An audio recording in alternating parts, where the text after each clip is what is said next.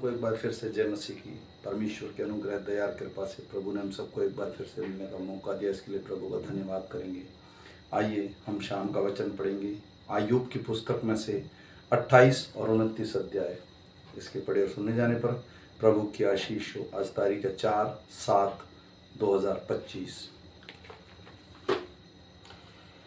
चांदी की खानें होती हैं और सोने के लिए भी स्थान होता है जहाँ लोग ताकते हैं। लोहा भट्टी में से निकाला जाता और पत्थर पिघलाकर पीतल बनाया जाता है। मनुष्य अंधियारे को दूर दूर तक खोद खोद कर अंधियारे और घोर अंधकार में पत्थर ढूंढते हैं। जहाँ लोग रहते हैं वहाँ से दूर वे खानी खोदते हैं।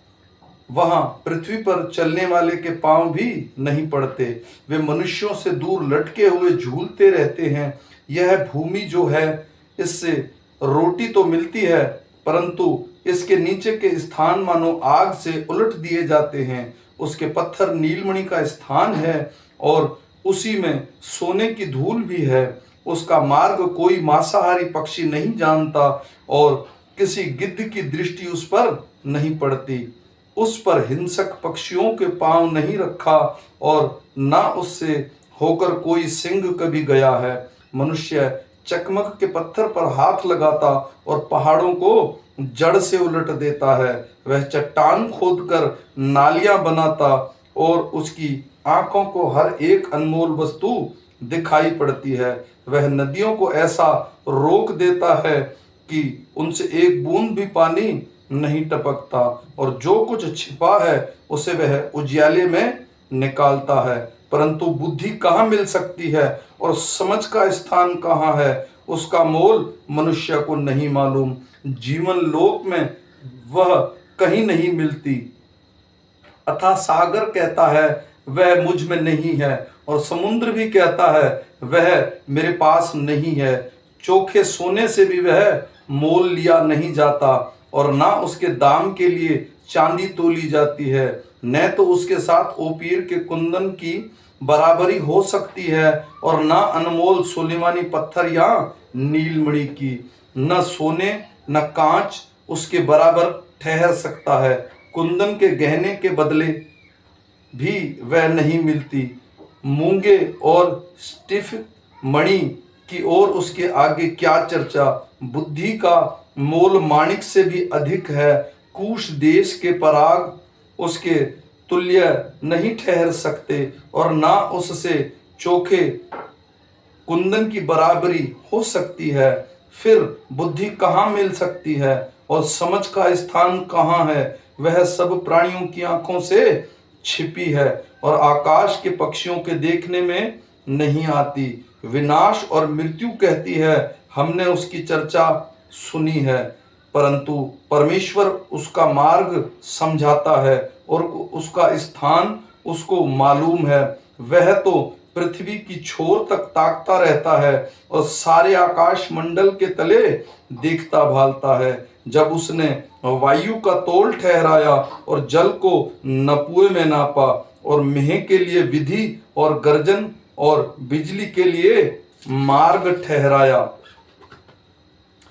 तब उसने बुद्धि को देखकर उसका बखान भी किया और उसको सिद्ध करके उसका पूरा भेद जान लिया। तब उसने मनुष्य से कहा, देख, प्रभु का भय मानना ही यही बुद्धि है और बुराई से दूर रहना ही समझ है। आयुब ने फिर अपनी गूढ़ बात उठाई और कहा, भला होता कि मेरी दशा बीते हुए महीनों की सी होती, जिन दिनों में परमेश्वर मेरी रक्षा करता था, जब उसके दीपक का प्रकाश मेरे सिर पर रहता था और उससे उजियाला पाकर मैं अंधियारे में चलता था। वे तो मेरी जवानी के दिन थे जब परमेश्वर की नम्र मित्रता मेरे डेरे पर बनी रहती थी। उस समय तक तो सर्वशक्तिमान मेरे संग रहता था और मेरे बाल बच्चे मेरे चारों ओर रहते थे। तब मैं अपने पगों को भलाई से धोता था और मेरे पास की चट्टान से तेल की धाराएं बहती रहती थी। जब जब मैं नगर के फाटक की ओर चलकर खुले स्थान में अपने बैठने का स्थान तैयार करता था, तब तब जवान मुझे देखकर छिप जाते और पुराने उठकर खड़े हो जाते थे। हाकिम लोग भी बोलने से रुक जाते और हाथ से मुंह बंद किए रहते थे।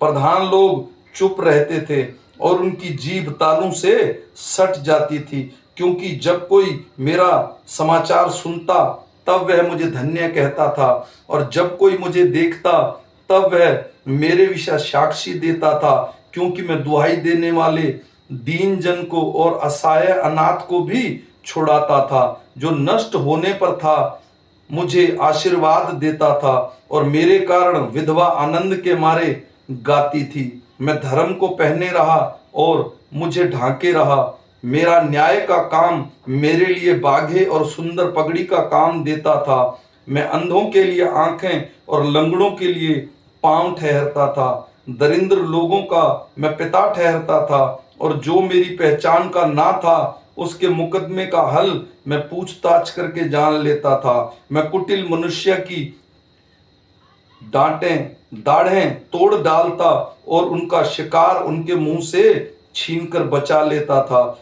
तब मैं सोचता था मेरे दिन बालों के किनकों के समान अनगिनत होंगे, और अपने ही बसेरे में मेरा प्राण छूटेगा।